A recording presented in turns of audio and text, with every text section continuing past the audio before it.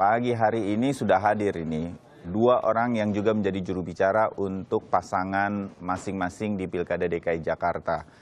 Selamat pagi untuk Mas atau Bung Antoni Leong. Siap, Ya, pagi. Anda Selamat pagi, Mas. jubir dari Anies Sandi.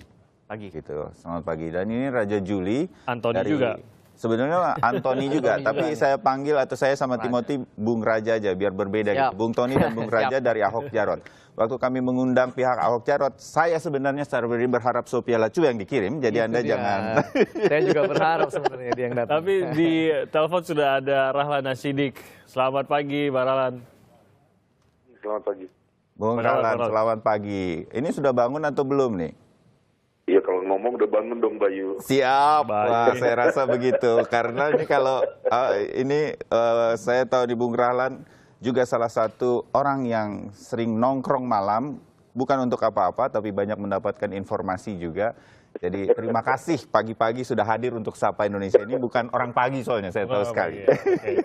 Jadi terima kasih. Kita bicara soal penunjukan juru bicara ini menjadi hal yang menarik. Ini menjadi salah satu pintu pertama yang dibuka bagi masyarakat untuk mengetahui lebih banyak mengenai kandidat-kandidat yang akan maju dalam Pilkada DKI Jakarta khususnya kali ini kan. Nah, penunjukan juru bicara ini menjadi unik seperti kita lihat tadi. Ternyata bidang-bidangnya memang ditentukan ribet nggak sih itu? Tahu tidak proses di belakang pemilihan?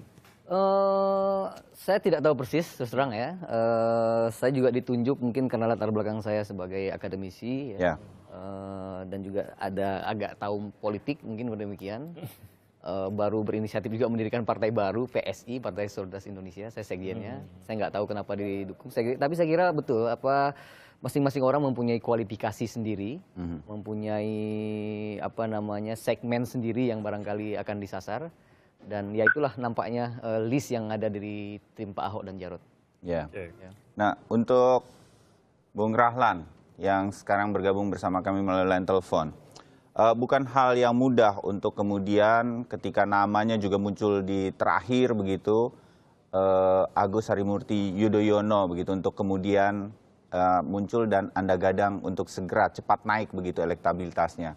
Boleh tahu, kira-kira Anda akan melakukan apa, Bung Rahlan, bersama tim yang lain? Sebentar. Dalam konteks Agus dan Silvi ini, menurut saya ada kejadian yang agak ajaib. Karena kendati baru diperkenalkan pada tanggal 23, ada lonjakan elektabilitas yang diperlihatkan oleh berbagai survei, rata-rata sama. Dari yang sebelumnya cuma di bawah 1% popularitasnya menjadi sekarang rata-rata 19%. Gitu. Waduh, ini juru bicaranya sudah mulai bertugas ini Bung Rahlan. Saya bukan. Saya mau bilang. Gak apa-apa. Tapi jadi Bung Rahlan, saya mau detail. Saya mau tanya detailnya, kalau dibandingkan dengan awalnya itu elektabilitas Agus saja atau sudah dia berpasangan dengan Silviana di sini? Agus saja. Kalau Agus saja malah jauh lebih tinggi. Di dalam surveinya LSI, setelah Ahok justru Agus yang paling tinggi. Kalau Agus sendirian ya, itu sekitar 23%. Bayangkan dari 0,9 atau 19, tiba-tiba menjadi 22%. Jadi menurut saya ini membuat atau namanya memperlihatkan satu fenomena yang unik, yang barangkali cukup tepat untuk disebut sebagai pertanda adanya harapan terhadap figur yang fresh gitu. Oke, Bang Rahlan, sedikit saya mau tanya mengenai Agus Yudhoyono. Ini nama Agus Yudhoyono sangat akrab di telinga warga Jakarta, masyarakat Indonesia pada umumnya. Tapi akrab di telinga begitu, Bang Rahlan. Belum akrab mengenai atau siapa atau berbicara dengan Agus Yudhoyono begitu. Bukan begitu yang dikatakan oleh survei, karena yang menyebut nama Mas Agus itu memilih nama Mas Agus yang tadi saya bilang itu 22%, dan kalau dipasangkan dengan Mbak Silvi menjadi 19%, itu adalah kelompok anak muda yang akan pemilih pemula, lalu kemudian kelas menengah, bukan kelas menengah, kelas masyarakat berpenghasilan menengah ke bawah, itu yang disebut sebagai wong cilik. Nah, maksud saya itu akrab di telinga tuh siapa yang tidak tahu Agus Yudhoyono? Pasti tahu Agus Yudhoyono, tapi kebanyakan kita mengetahuinya ya anak dari salah satu presiden Indonesia begitu. Bang Rahlan, berarti kalau dibilang tadi ini kenaikan pertama ini melonjak tinggi, bisa dikatakan bahwa ini masih efek dari siapa yang kita kenal dia sebelumnya, yaitu anak dari Pak SBY begitu. Baru ini efeknya kah atau sebenarnya sudah ada faktor utamanya? Itu makanya ada pameo yang bilang tak kenal maka tak sayang. Nah, tugas kami adalah mengenalkan agar orang makin banyak yang sayang. Oke. Kalau begitu saya segera ke Bung Antoni Leong nih. Anda juga mirip-mirip begitu di saat terakhir Anies muncul. Kalau kemudian Sandi menjadi DKI 2 calonnya begitu. Anda setuju dengan yang dikatakan, kita berkaca pada survei yang dikatakan Bung Rahlan ini. Dari LSI, Anda berarti kan nomor 3 begitu. Bung Tony? Prinsipnya kalau Mas Anies kan bukan orang baru lah.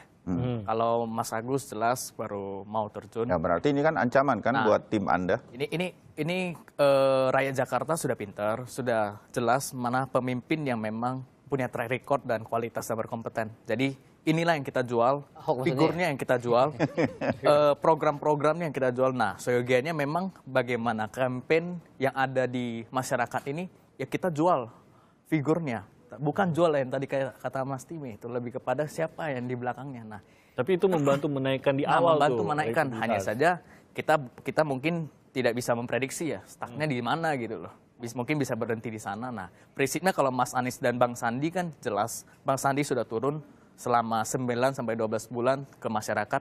Ada 2 problem, yaitu gejolak harga barang pokok dan satunya itu lapangan pekerjaan. Nah, gejolak ekonomi ini kan harus di-handle oleh orang yang berkompeten di bidang ekonomi. Bang Sandi jelas latar belakang beliau menjadi seorang pengusaha ini membuka lapangan pekerjaan. Nah, ini menjadi solusi masyarakat Jakarta. Tapi mengkhawatirkan tidak kalau melihat angka? Memang ini sangat angka awal lah, bisa sama sekali berubah nanti pada ujungnya pada saat kita akan melaksanakan pilkadanya tahun depan. Tapi kembali lagi kalau tadi Anda katakan sudah berpengalaman, nama Anies siapa sih? Sama lagi saya sebutkan seperti Agus Yudhoyono, siapa sih yang nggak kenal Anies Baswedan? Pernah menjadi menteri kita juga, baru-baru ini bahkan begitu. Tapi pada saat sama-sama muncul, Agus punya faktor itu tadi, seorang putra dari mantan presiden Indonesia gitu. Dan Anies punya faktor itu, seorang yang masih aktif, masih muda, dan masih sangat dikenal selaku menteri juga. Seharusnya bisa lebih baik lagi sebenarnya di dalam survei. Gitu. Nah, ini survei bagi kami itu ikhtiar ya. Kami intinya terus bekerja, terus meningkatkan keterkenalan Bang Anies dan Bang Sandi. Gitu. Kalau untuk soal siapa Mas Anies, jelas bahwa memang track record yang mumpuni seorang tokoh muda di Indonesia. Jadi ini yang kita jual ini memang seperti kata value-nya Mas Anies. Mari kita rayakan pesta demokrasi dengan sebenarnya. Kita rayakan, hadirkan festival gagasan, hadirkan karya gitu. Nah, siapanya beliau, masyarakat Jakarta ini harus jeli melihat apa yang kita jual. Nah, problematikanya sekarang itu belum disorot oleh petahana. Sorry, Bang Naja. Kalau begitu saya langsung saja ke petahana nih. Isunya belum disorot. Ahok turun. Yang lain pada naik diturun sendiri. Ya, bahaya itu. Sebenarnya kalau lihat survei yang terakhir ya, saya lebih percaya kepada rilis Populi kemarin ya.